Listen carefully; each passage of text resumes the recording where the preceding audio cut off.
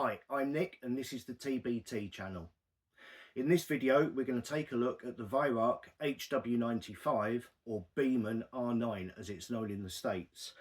It is by far the best selling of the Weihrauch range of air rifles according to Weihrauch. It has been around since, well, the earliest I can remember is at 1995 magazine articles. That could be the reason it's called the 95 actually, thinking logically about it. But its history goes back a little bit further than that. It actually goes back to the HW85, the original HW85 that is. They still make a version called the HW85 which is very similar to the 95 except it has a different stock and sights, I believe. But the original Weihrauch HW85 was itself a remaking or a rebadging of the BSF rifle which came before it, which Weihrauch took over. And the Mark 1 HW85 had a raised scope rail rather than being machined into the top of the compression tube. It was actually a raised rail, and the only difference internally between that and the later 95 is that to accommodate the bolt that holds the rail on, the skirt of the piston has a small notch in it to allow it to go back far enough.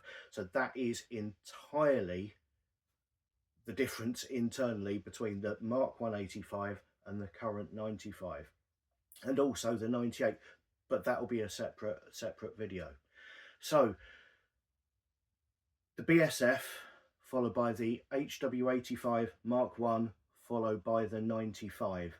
95 I believe started in 95 and is still going to this day and is their best selling rifle.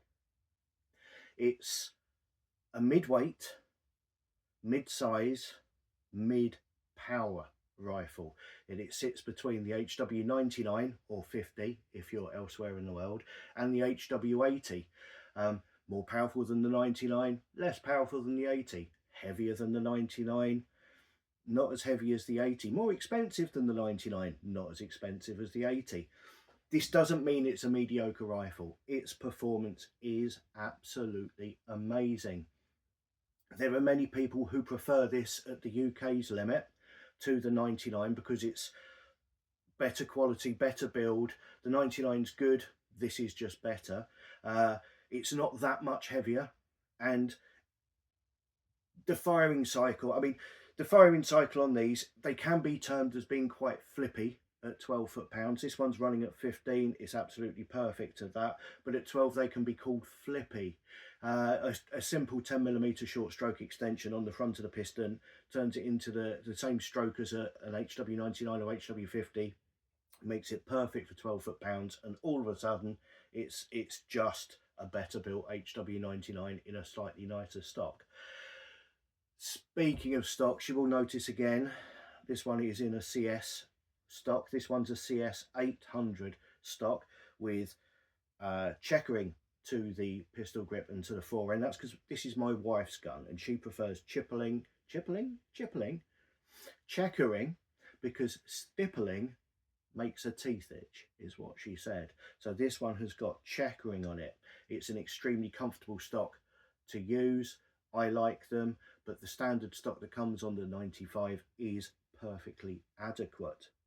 Now, with it being a break barrel, we do get people saying they're concerned about accuracy. I want to get a 97 or a 77 because it's a fixed barrel, it'll be more accurate. Weihrauch use a very good chisel detent in their lockup on their break barrel rifles, and there is absolutely no difference in accuracy as far as I've ever found between the 95 and the 97. This is every bit as accurate, but it does have the advantage of having the weight further back, which is good for standing shots.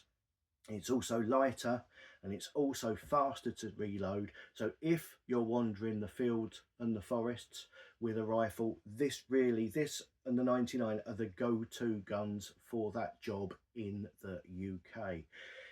In fact, this one with its walnut stock on it, because walnut is a lighter wood than beech, this one comes out at just under the weight of a standard HW50 or 99. So the weight difference is really negligible. Now this one has the Mark 1 full length barrel. It's in 2.2 with a weight at the front. That is actually just a muzzle weight. It's not a moderator. The new ones you can get with a screw-on moderator, and they come with the Weihrauch moderator itself, which is probably one of the best air rifle moderators you can buy. So as a package for a self-contained field gun, the 95 is very difficult to beat. What else can I say about it? It has the legendary record trigger unit, which I will be getting around to doing a video on soon. Very easily adjustable, extremely controllable. It makes it having the trigger, a good trigger, makes a very big difference to actual accuracy. The power, as I've mentioned, the maximum power it will go to is 15 foot-pounds. For 12 foot-pounds, it will run nicely without too much work.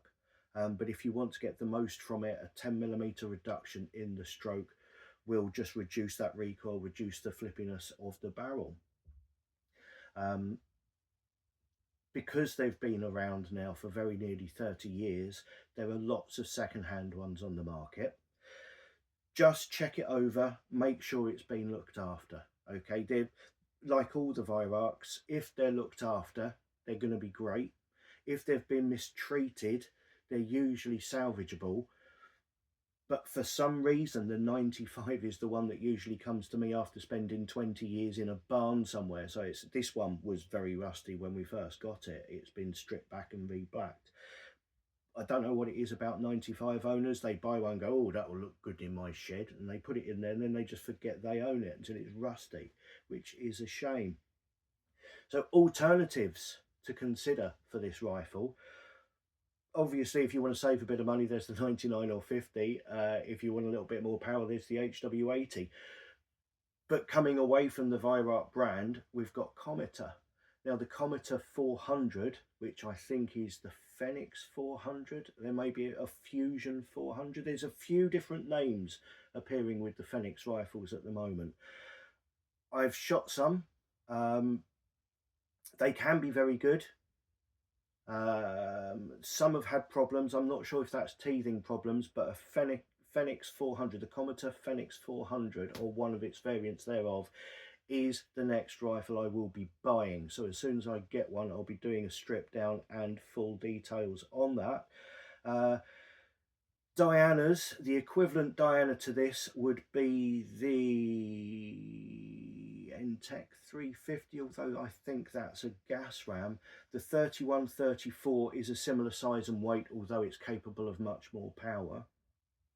But that is it really. For this price, there's not much else around. If you do buy a new one, I say this with all the Weihrauch rifles, and I'm going to carry on saying it, after you've taken your first few shots, I would like it if you were to take it apart, follow one of our guides. I'm doing them all this weekend. I'm going to be making more guides to replace the out-of-date videos that we've already done over the last 11 years. Take it apart, clean all the grease that's in there, to protect it on the shelf rather than in use. Clean everything up and then re-lube it sensibly. Again, there'll be a video on that, and put it back together. If you just do that, the gun will shoot better and it will last longer without any damage inside of it. So yeah, if you're getting a new one, do that. If you're buying a used one, just check it over, make sure everything's tight, make sure the jaws are tight, and all your usual suspects. Please like and subscribe. The channel, as I've said, we're remaking just about every video I've made over the last 11 years, so we're going to be busy. Hit notifications and it will tell you when they become available.